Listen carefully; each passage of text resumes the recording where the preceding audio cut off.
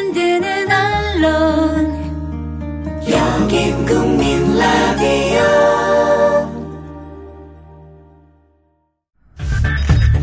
이강윤의 오늘, 이제는 정가 산책으로 함께합니다. 정치권 동향 생생하게 풀어드릴 분은요. 네, 한국일보 양정대 기자. 네, 안녕하세요. 안녕하세요. 네. 오늘도 뉴스가 여기저기 많네요. 그렇네요. 네.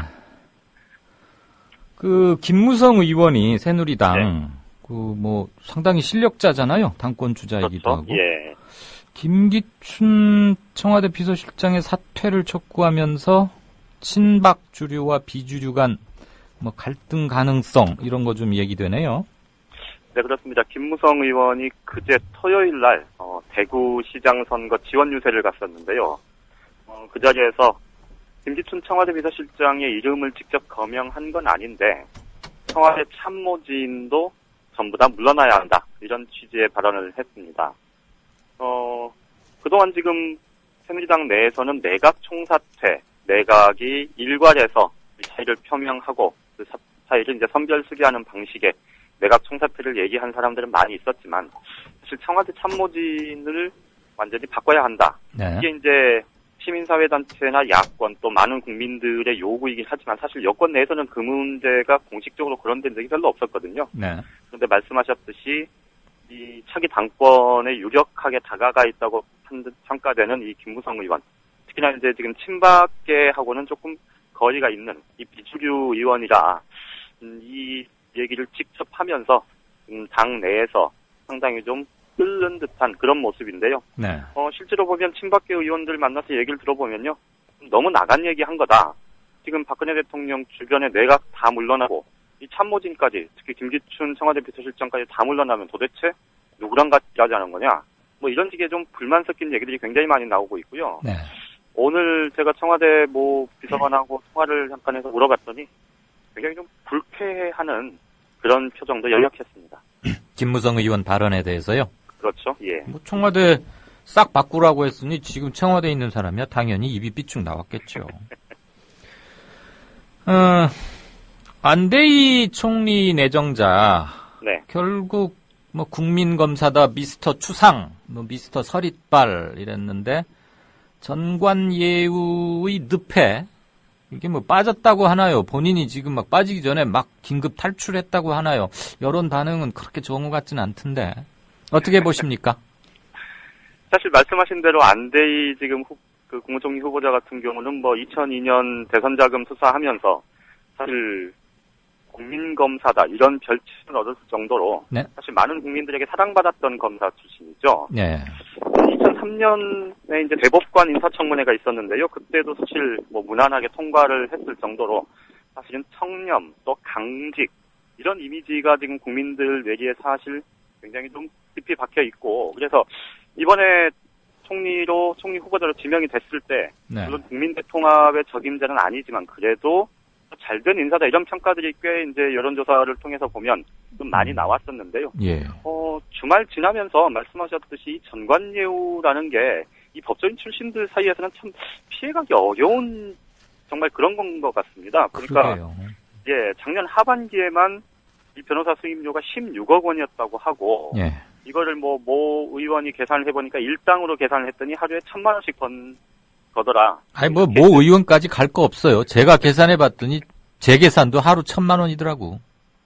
그런데 이제 아직 인사청문 요청안이 오늘 아마 국회에 제출이 될 것 같습니다. 아마 한 6시 정도에 제출될 거다니까 이미 제출이 된 것 같은데요. 예. 올해 1월 달부터 4월 달까지 얼마를 벌었는지가 아직 나와 있지 않은데, 그래서 총 액수가 그동안에 변호사 수입으로 얼마를 벌었는지는 아직 확정되진 않았는데, 어쨌든 말씀하셨듯이 아니 국민 정서상 이 전관예우 이 사람은 아닐 것 같았는데 이 사람도 이런 분위기들이 꽤 있고 이렇게 되니까 오늘 좀 전에 안대희 후보자가 기자회견을 가졌습니다. 아마 들으신 분도 계실 텐데요. 소식 전해 드렸어요, 우리 청취자분들께. 예. 근데 이제 저는 조금 안대희 후보자가 기자회견 통해서 한 얘기 중에 가장 좀 눈에 띄었던 얘기가 바로 이겁니다. 나부터 개혁하겠다.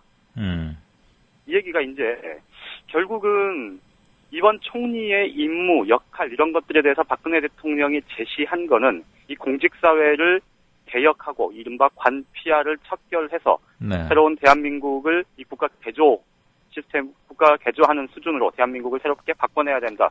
뭐 이런 것에 이제 그 앞장서야 될 사람인데 내가 전관예우 논란 때문에 이렇게 하느니 차라리 내가 번 돈 다 기부하고 네. 나붙어서 이렇게 개혁적인 모습 보이면서 공직사회 개혁을 이끌겠다. 이제 이런 얘기겠죠. 예. 그런데 오늘 그 얘기를 듣고 아까 국회 기자실의 부스에서 여기저기서 판성들이 좀 나왔었는데요. 어떻게? 시작도 하기 전에 참 망가지는 거 아니냐 이런 얘기도 나왔고요. 예. 특히나 아니 만약에 그 안대희 이제 국무총리 후보자 같은 경우는 사실 2002년 대선 캠프 박근혜 후보 캠프에 네네. 참여를 했을 때부터 네. 법조계를 중심으로 해서 굉장히 정치적 야망이 큰 사람이다 이런 평가들이 많이 나왔었거든요. 네.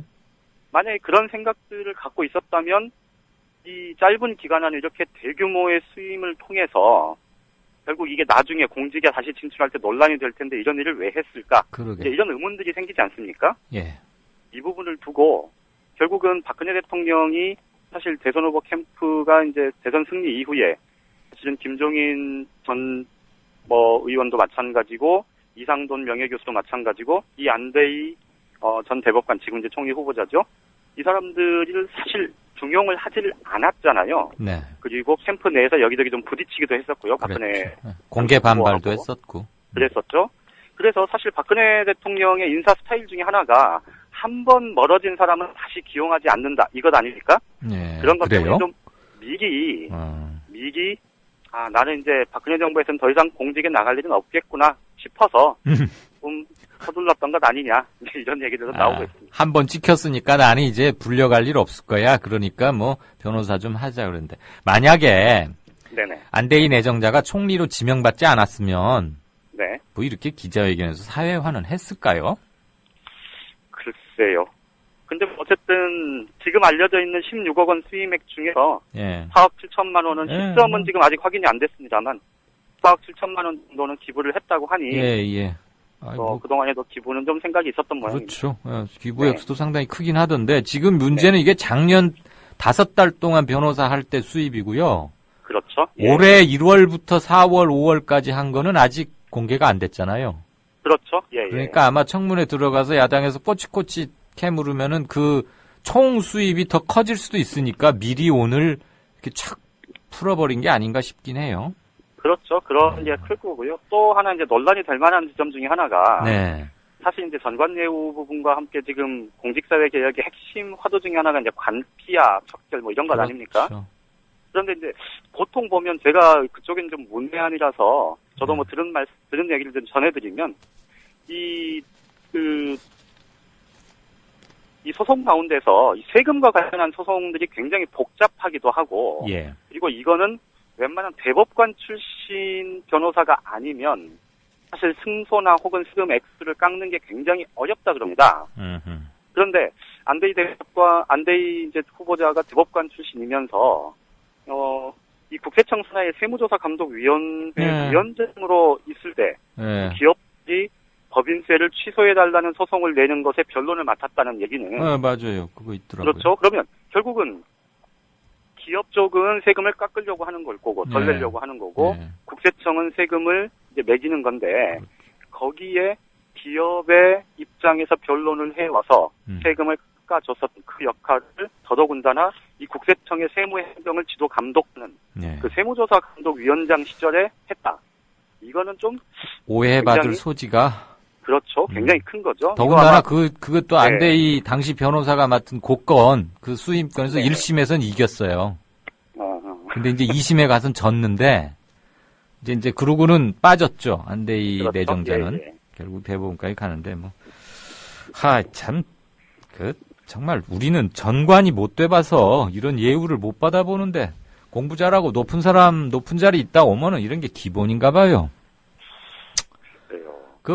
새누리당에 또 이상한 현역 의원 공천 헌금 옛날에 한나라당 때 그 차떼기 그래가지고 그거 안 하겠다고 찬막 가서 뭐하고 이름도 바꾸고 그러는데 아직도 또 공천원금이에요?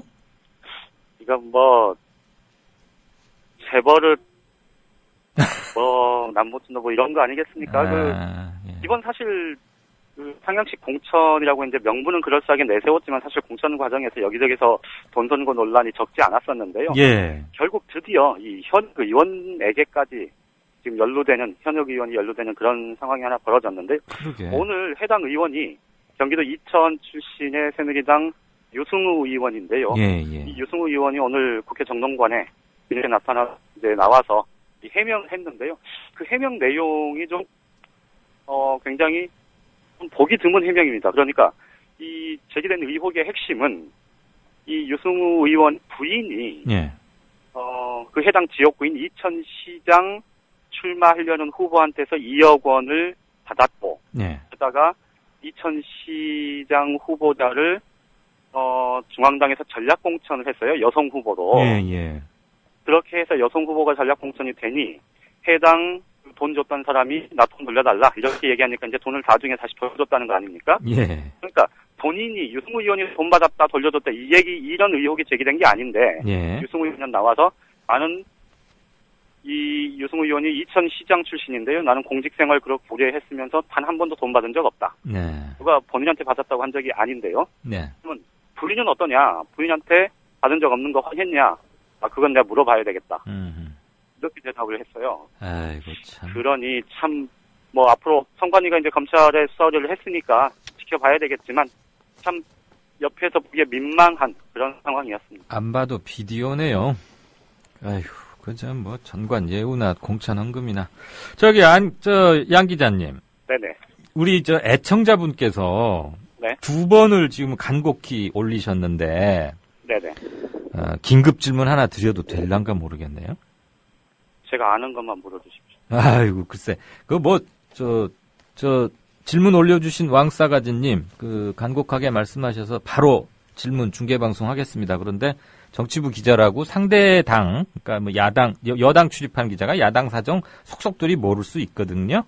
성에 안 차시더라도 일단 프로그램의 활력이라는 차원에서 한번 들어주시면 좋겠습니다. 질문 읽어드릴게요. 잘 들으세요. 네.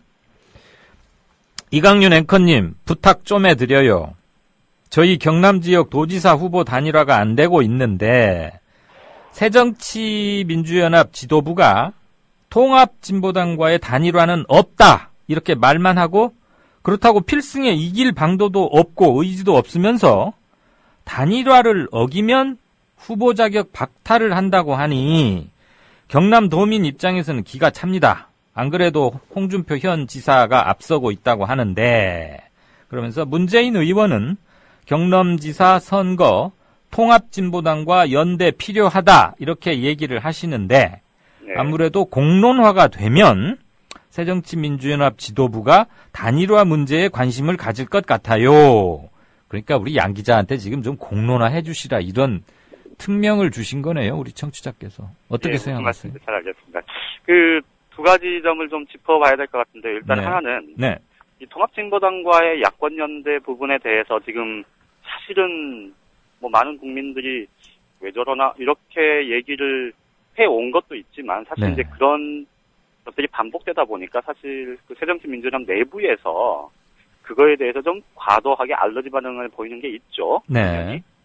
지금 사실 경남지사 선거 같은 경우는 통합진보당의 강병기 후보가 사실 전에 이제 통합진보당이 대표도 경선 하고 사태 때문에 이제 분당의 위기에 몰렸을 때였지만 어쨌든 당을 이끌었던 상당히 나름 비중이 있는 정치인 아닙니까? 그리고 그쪽에서 평이 그렇게 나쁘지 않대요. 그렇죠. 예. 그러다 보니까 사실은 야권 입장에서 보면 후보 단일화가 굉장히 절실한 곳이죠. 네. 저는 개인적으로 네. 지금 새정치민주연합 내에서도 그런 문제에 대해서는 좀 융통성 있게 가야 되는 것 아닌가 싶은데요. 이제 제가 어제 일요일 날 출근해서 김한길 대표의 최측근 참모 중에 한 명하고 이렇게 커피를 한 잔 마실 기회가 있어서 잠깐 얘기를 좀 들어봤는데요. 네. 그 얘기를 하더라고요. 어쨌든 명분상으로 지금까지 계속해서 강조해 왔던 바가 있기 때문에 네. 이 안철수 공동대표 쪽과 그 부분이 충분히 상의되지 않으면 공식적인 입장으로 이것을 용인하기는 굉장히 쉽지 않다. 뭐 이 얘기를 하나 했었고요. 그다음에 또 네. 하나는 예. 그 얘기는 제가 이런 말씀을 드려도 괜찮을지 모르겠는데 예, 괜찮아요. 이게 단일화를 통해서 예. 승리한다는 그 보장. 가능성에 비춰보면 그것이 가져올 부담, 후폭풍 이런 것들, 이 비판적인 부분에 대한 타격 이런 것들이 훨씬 더 클 수 있다. 이런 예. 부분이 솔직히 우려스럽다. 이렇게 얘기를 하더라고요. 예. 그래서 아마 그 청취자분께서 말씀하셨던 대로 지금 뭐 한 8일 정도, 내일부터 8일 정도 남아 있는데 그 기간 안에 아마 이번 주말 경과하면서는 좀 어느 정도 다시 예. 바닥이 좀 잡힐 것 같습니다. 김경수 후보하고 강 후보. 네네. 네, 통진당에서 좀 껄끄러운 점이 있긴 한데 전략과 전술 차원에서 좀 무엇이 옳은가 고민이 많이 되긴 하겠습니다. 그나저나 이런 돌발 질문까지 여유 있게 소화해 주시고 역시 국회 기자실의 킹 왕짱 양정대 기자답습니다. 고맙습니다. 네, 고맙습니다. 네, 내일 뵙죠. 우리 네. 질문 주셨던 왕싸가지님 답변이 되셨는지 모르겠습니다. 지금까지 한국일보 양정대 기자였습니다.